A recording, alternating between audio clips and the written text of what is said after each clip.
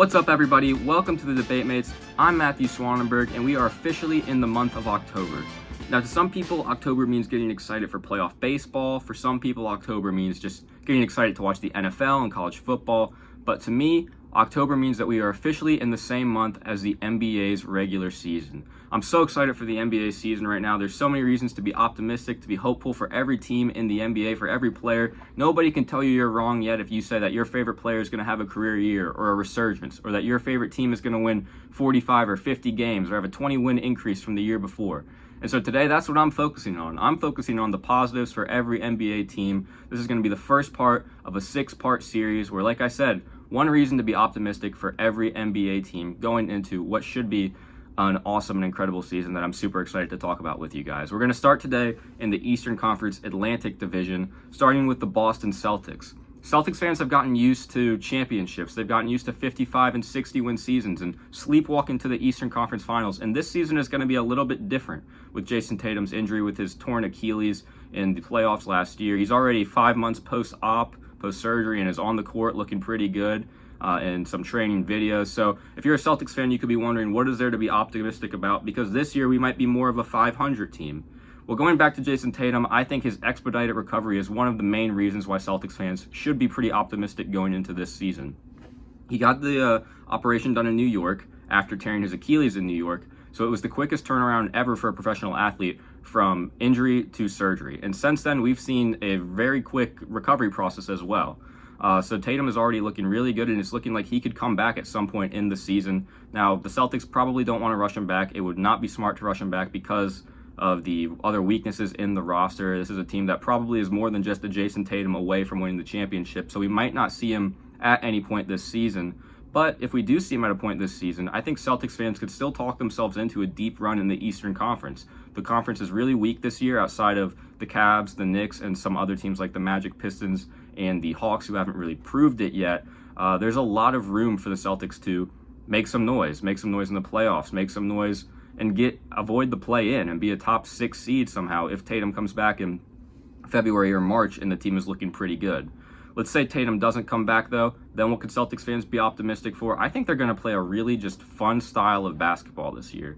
Peyton Pritchard and Anthony Simons are just pure hoopers. They're pure bucket getters. They're guys who are really fun to watch, who are going to shoot a lot of threes, and I think the Celtics as a whole will shoot a lot of threes with Jaylen Brown and with those two guys who I just mentioned and Sam Hauser. The Celtics lack a true presence inside. They're going to be starting Neemias Queta this season more than likely with Xavier Tillman off the bench, so they don't have a big presence in the paint, meaning they're probably not going to focus much of their attention at getting inside to score, and because their defense is going to be lackluster again without any center, and with Peyton Pritchard and Anthony Simons not being great defenders. Of course, they will start Derek White, who is a really good defender, and Jaylen Brown is a great defender as well, but I'm not expecting their defense to be top of the league like it's been in recent years. So this is going to be a run and gun team, I think. This is going to be a team that wants to shoot as many threes as they possibly can. There were NBA fans last year that complained that the Celtics were sort of gamifying the NBA because it just became a game of, we're going to shoot 20 more threes than you guys, so even if we miss more, we're going to make more, and we're going to win. We're just going to outscore you. We're going to outshoot you. So it's a philosophy that already exists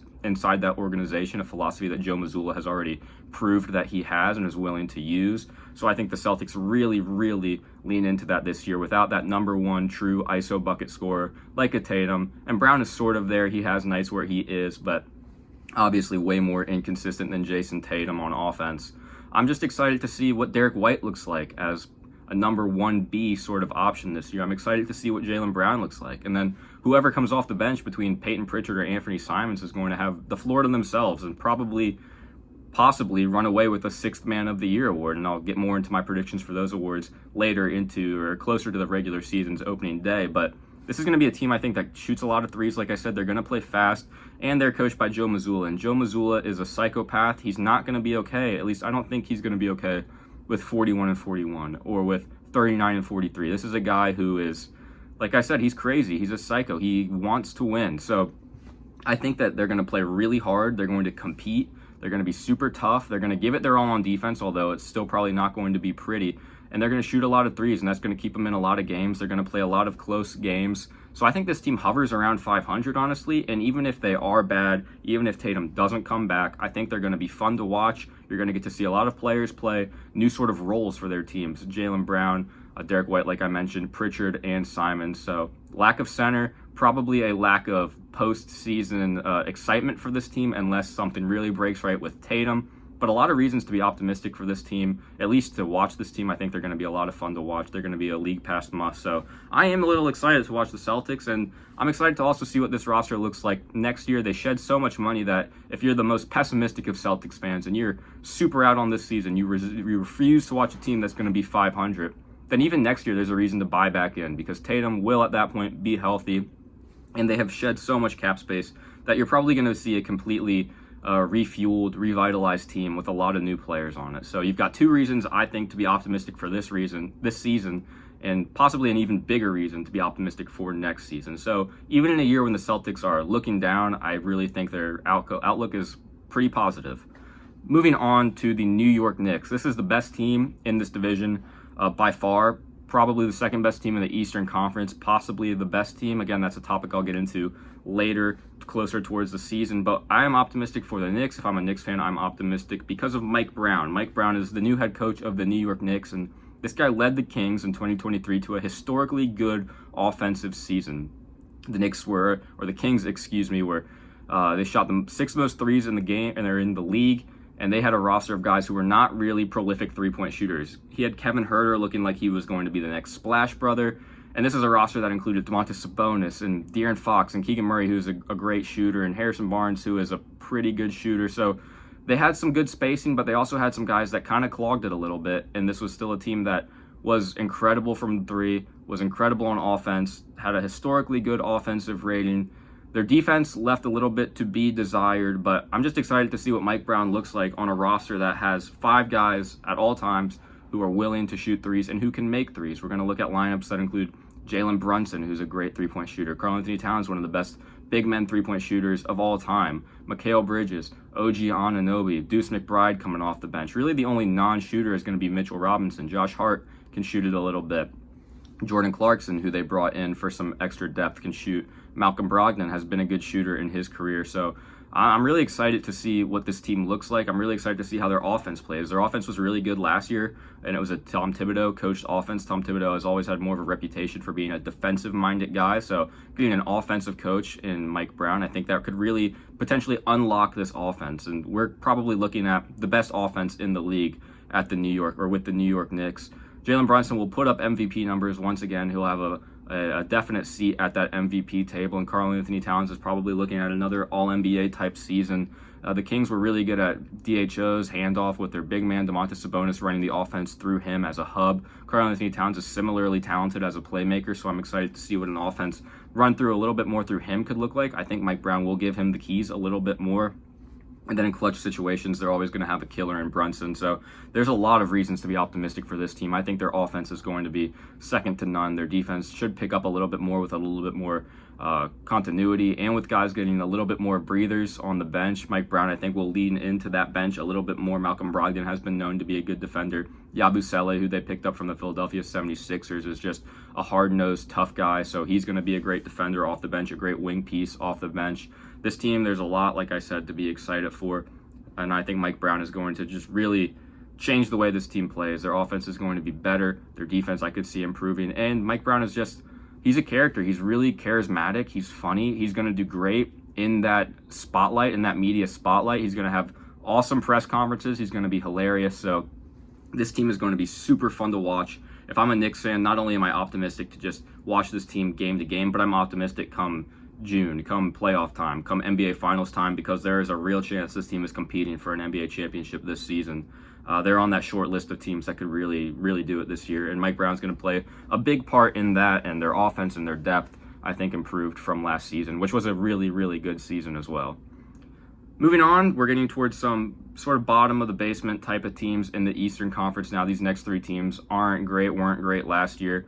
Starting with the Toronto Raptors. I'm optimistic for the Raptors because of their health and because of the way just that organization is run. This is a team that, even in their down years, is never uncompetitive. They're never bad. They're never just a boring or a chore to watch.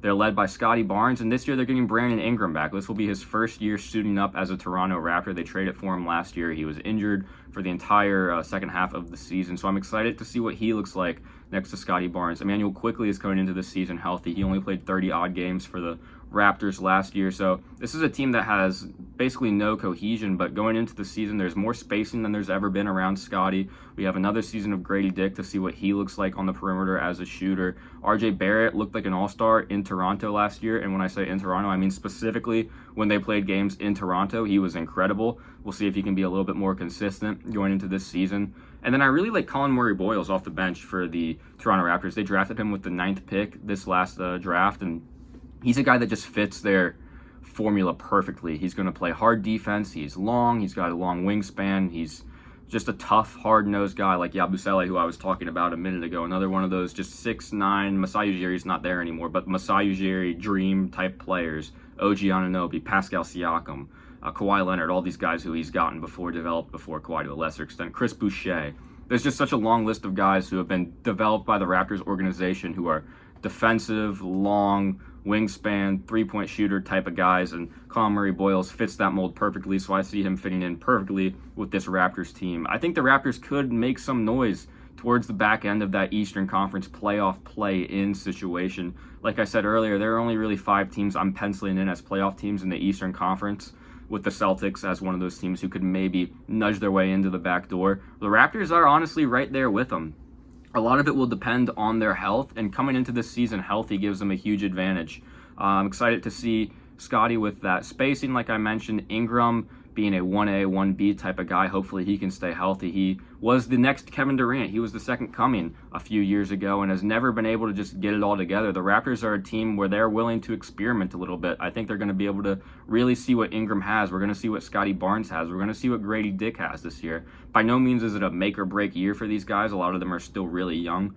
But it's a sort of let's see what you got type of year, I think. And the Raptors are coached by Darko Rajakovic, who is an incredible coach. I like him a lot. He has instilled a great culture in that Raptors organization. He says you get a pizza party after 3 wins in a row. I think they might be eating a lot of pizza this year. At least I hope they're going to eat a lot of pizza this year, because this is a fun team to watch. They're a fun team to root for. They got a lot of young guys that are going to play really hard. And as long as they can stay healthy, get some cohesion together, it's a starting lineup that's really talented. RJ Barrett, Quickley, Grady Dick, Scotty Barnes, Brandon Ingram, and Jakob Poeltl. I mentioned 6 players. Grady Dick probably coming off the bench. So it's a starting lineup and a top 6, top 7 if you throw in Colin Murray-Boyles, that are really talented, that are going to make some noise defensively and have more offensive talent than Raptors teams in the past, with a really good head coach as well. So this is a team that I'm really optimistic about if I'm a Raptors fan. This is a team that's going to be better on offense than Raptors teams have passed. And Brandon Ingram gives them an offensive hub that they haven't had in a while. Scotty Barnes is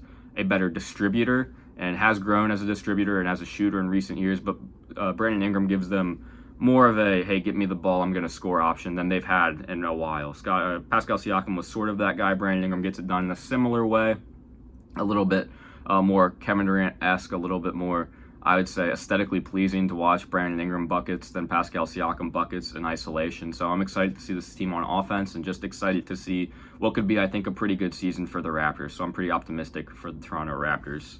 The Brooklyn Nets. Why am I optimistic for the Brooklyn Nets? That's a great question, because Nets fans are probably wondering the same thing. I'm optimistic for the Nets because there's so much unknown going into this season with this roster. I talked about how the Raptors have some guys that are sort of in a, not a prove it year, but let's see what you got type of year. The Nets have some guys that are sort of teetering on the edge between prove it and let's see what you got. Cam Thomas is sort of right there on the prove it versus see what you got tier, because he is on a contract year. He signed he was a restricted free agent, signed the qualifying offer, and after this season will become an unrestricted free agent. Sorry, that was a really confusing way to explain that, but I'm excited to see what he looks like in a year where he's kind of got to put his money where his mouth is, see what type of player he is in this league, because up to this point, he's not, I don't want to say a losing basketball player, but he's a player he's an empty stats kind of guy so far. He's a 20, 25, not efficient, not really distributing the ball type of guy, and I'm excited to see if he can develop a little bit more, if he wants to show off a little bit more of his game this season to try to look appealing and attractive to teams who are going to have a little bit of extra cap space. I think Cam Thomas's role in this league long term, if he wants to stay in the league, if he wants to be an impact player, is a sixth man offensive spark plug kind of guy. Can he prove this year that he can be that? Can he prove this year that he can be a distributor, that he can be willing to share the rock a little bit? And he's going to have a teammate who's going to want the rock a lot, and that's Michael Porter Jr. I'm excited to see him as what I would assume will be the 1A on this team.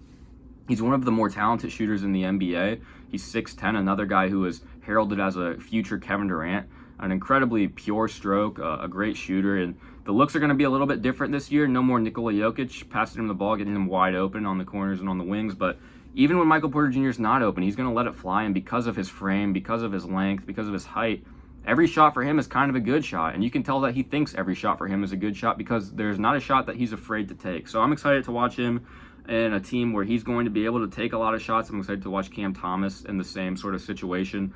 And I'm excited to see Nick Claxton this year. Watching the Nets a lot with Kevin Durant, Claxton was a guy who I became a really big fan of just because of how hard he plays defense and how athletic he is. And I'm excited to see how he can cover up the holes that this Nets team is going to have on defense, because Michael Porter Jr. and Cam Thomas are probably going to let a lot of guys into the paint.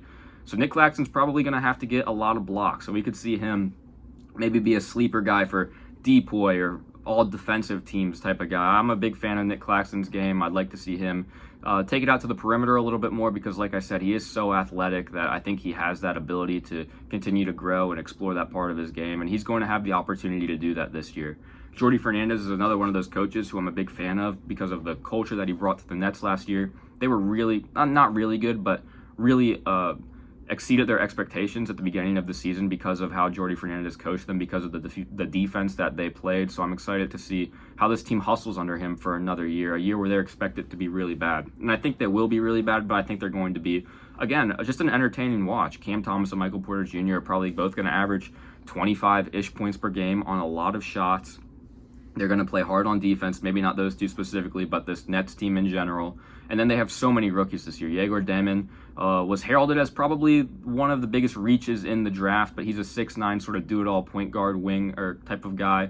So I'm excited to see what he can bring. They've got Danny Wolf, who they drafted from Michigan, who is a 6'10", do-it-all wing, forward, center. So they got a lot of guys who kind of do the same thing, a lot of point guards. They're going to be playing 6 rookies this year. 6 guys are going to be making their NBA debuts. That's an NBA record. So if you're a Nets fan, there are a lot of reasons to be excited for this team. A lot of guys who you're going to get to watch for the first time, whether it's in the league or the first time in the specific role that they're going to be playing in. So this is a Nets team that it should be a fun watch this year.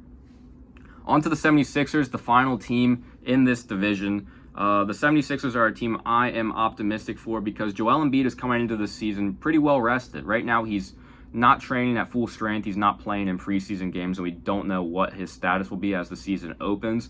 But he looks skinny coming into this season, and he didn't play in the Olympics. Last summer, he played in the Olympics coming into the season after getting pretty banged up against the Knicks in the playoffs. So he came into the season sort of at a disadvantage, and we know he has to play himself into shape, so you could see him being unhealthy coming into the season, or not being unhealthy coming into the season, but not having played basketball coming into the season as a big negative, as a reason why it'll take him longer to ramp up.